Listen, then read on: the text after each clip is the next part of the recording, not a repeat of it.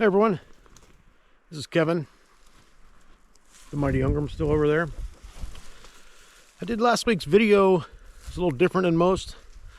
I just kind of going over my gear, and I guess that's what people must want to see. Maybe some of my initial subscribers don't, but it got so many more views, so many more likes, so many more comments than anything I'd done. So, like I said, we're out in the woods here a little bit. Just a trail or nothing. Well, I mean, there's these kind of trails, but they're not real trails. And figured I'd just show people what my hiking rig is, and just the various things I carry on these little short day hikes. Because, you know, I am 50 some odd years old and a little fat, so there's always a chance I could stroke out here, break a leg or something. I don't think little Ungram's going to drag me to safety, but also going to try out my new head harness for this camera. We'll see how it works. Here we go.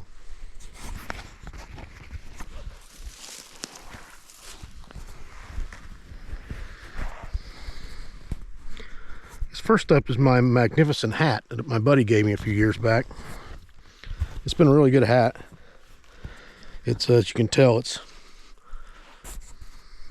seen things. And that little pin there on the side, if you know, you know. Well, this is the regular rig I take when I go out just hiking around. Now, it's a Camelback. Couldn't tell you what model. I guess I could put it in the comments down below. But I got a screaming deal on it, and I bought it in foliage green. Do not be tricked by foliage green. Foliage green is gray. It's not green at all. So I had to camouflage it up a little bit because, well, you know, camouflage isn't necessary out in the woods. I kind of like that. You're not visual pollution for other people out in the woods. So what I got in this thing, the back here, is a water filter. What is this thing? Oh, geez, there it goes. Sawyer Mini. It's pretty straightforward, 100,000 gallons. It is in a pouch that came with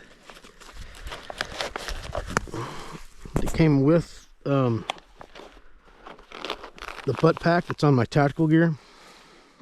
The little pack itself's actually been pretty good.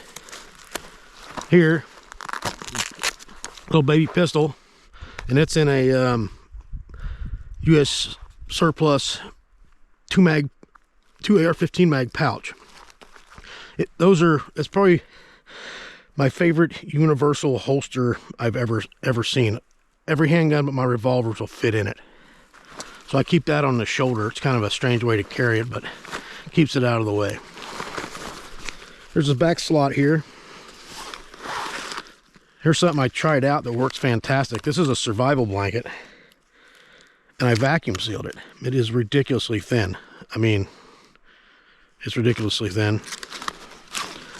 Toilet paper. Can't be out in the woods without toilet paper. I just keep these flat things in this back slot. Let's see what else we got here. I change out a lot of things when I go trout fishing. I have a little tackle box up here. Medical stuff. Yeah, gauze pad, moleskin, band-aids, stair strips, that kind of stuff. Little survival kit. This thing kind of goes with me. Usually I put it in my pocket. Sometimes I put it in my chest pocket. It's just got cordage and compass, and, well, might as well get into it a little bit. Let me put this first aid stuff back. I have no idea if this camera's even showing what I'm looking at, but we'll see when we get back to the house. So this is just it's a spice container. And this compass, don't know where it came from, just standard size compasses. It just goes right in there. about the same size. So we got a ferrocium rod with a hacksaw blade. We got a knife sharpener. This is a tampon that got dipped in wax. Little magnifying glass, hardly any use for that, but I tossed it in there. And when I go to yard sales, I look for these little quality, little mini folding knives. It's a little case double X or some kind of race car stuff on it. I think I got it for 50 cents. It fits right in there. It's tiny, weighs nothing, and then I always have a sharp edge. But I mean, all this is redundant, and I'm really not a big supporter of having survival kit stuff that is not full-size, capable survival kit stuff, because if you ever really need it, what you're going to need is going to be the most durable stuff that you can find.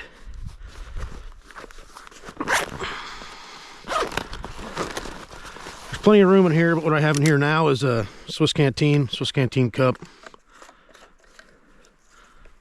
Let's have a little bit.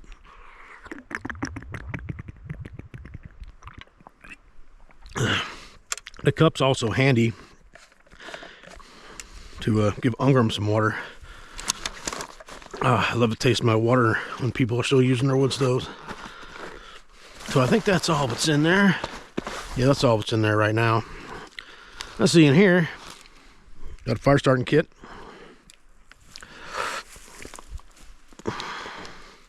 Let's see if we can spill all this all over the place.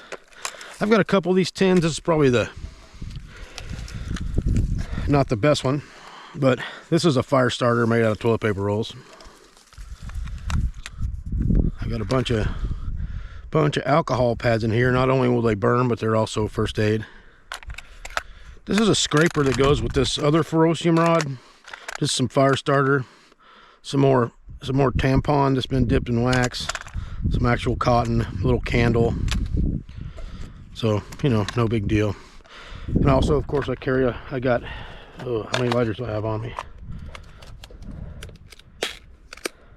Haven't seen how waterproof this thing is. Doesn't really matter. Let's finish going through this pouch and then we'll get into what else I got. I got 550 cord. And this little fancy little way people bundle their stuff. I saw a bunch of people do this. I think the first person I saw do it is the Corporal's Corner guy. I got another real compass. I don't really need a compass too much around here unless I find some super flat ground. Survival, Coast Guard little survival whistle. All that's tethered in there.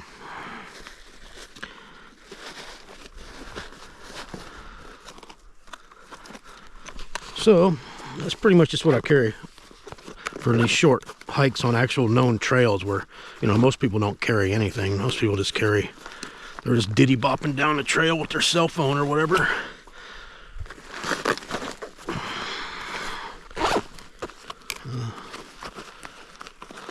I don't use Camelbacks.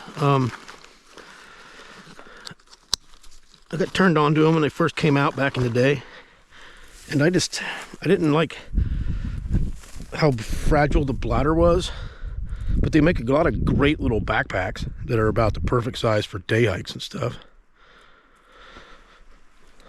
Okay. Now, one of my other recently favorite little outdoor pieces of gear is this Filson wool jacket. This thing keeps you warm. It's nice. I added these pocket flaps because I'm a pocket flap guy. You'll notice that none of my gear has things just sticking out because I can be a little clumsy and fall down. And here I've got a notebook. My wife got this for me. I put a little antler knob on there because that seemed like the thing to do. Let's see, what else we got? Oh, got a pencil. Got a little Kershaw folder in case I need to have a knife problem that can't be solved with. Geez, how many knives do I have on me right now? A lot. And then in this last slot, new lighter.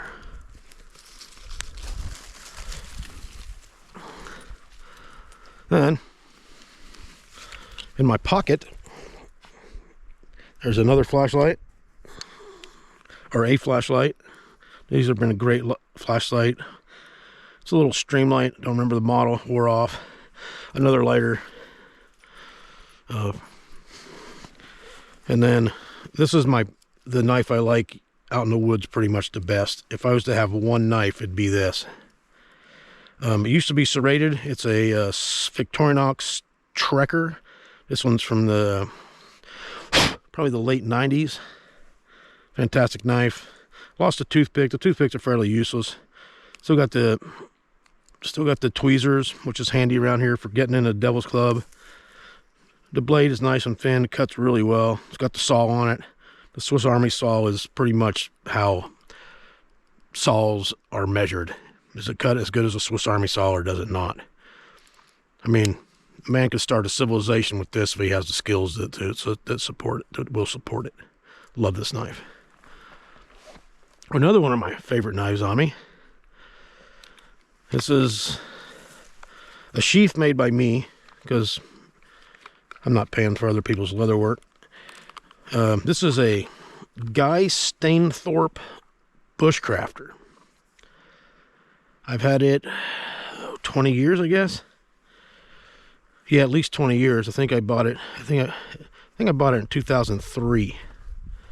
It's a full flat with a wide secondary convex. It is a cutter. Well, of course, it's not going to cut the first thing I try to cut with it, but yeah, it's a cutter. Just a good knife, thick enough to do batoning and stuff. But I mean, I can do batoning with a pocket knife. You got to do tasks that match up to your gear. I mean, you don't take a hand saw if you're going to frame a house. You need a freaking electric saw. Now, if you're building a cabin out in the woods, yeah, maybe a hand saw is what you need.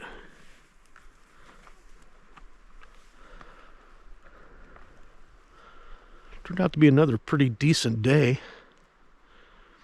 We're not too far out in the woods here. We're only, I don't know, a couple 100 yards.